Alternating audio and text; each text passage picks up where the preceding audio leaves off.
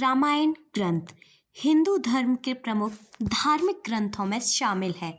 महर्षि वाल्मीकि द्वारा लिखी गई रामायण संस्कृत में है, तो वही तुलसीदास जी द्वारा रचित रामचरितमानस इसका अवधि संस्करण है। आज आपको बताने जा रहे हैं कि भारत के अलावा और किन किन देशों में रामायण की कथा प्रचलित है और इनमें क्या अंतर मिलता है। भगवान की भक्ति पर आधारित रामायण ग्रंथ व्यक्ति को कई तरह की शिक्षा भी देता है।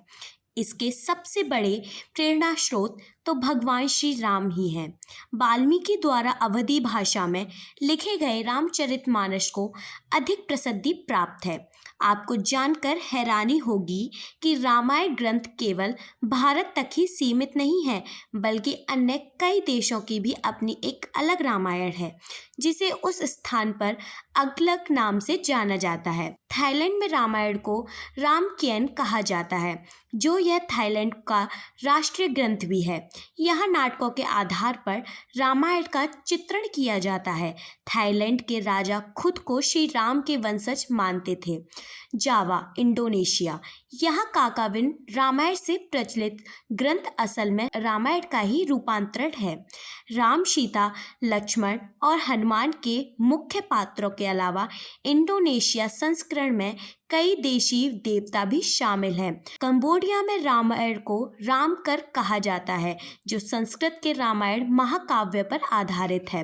पात्रों का चित्रण मनुष्य की तरह ही किया जाता है, जबकि भारत में हम इन्हें देवताओं के अवतार के रूप में देखते हैं। वर्मा में रामायण को यमयान से जाना जाता है।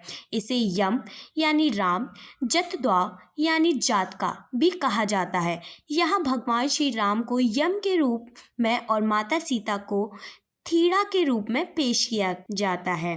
मलेशिया यहाँ की रामायण को हिकायत सेरी राम नाम से जाना जाता है।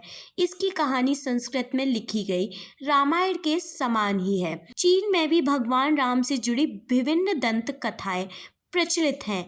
यहाँ की लोक कथाओं में एक बंदर राजा सन बुकोंग को अधिक लोकप्रियता प्राप्त है, जो रामायण के हनुमान जी के समान है। चीन के विद्वानों का कहना है कि उनके देश में सदियों से बौद्ध धर्म ग्रंथों में रामायण की कहानियों के निशान मौजूद हैं। तिब्बती रामायण में भगवान राम को रमण के नाम से जाना जाता है। तिब्बती रामायण में ही सीता को रावण की बेटी बताया गया है।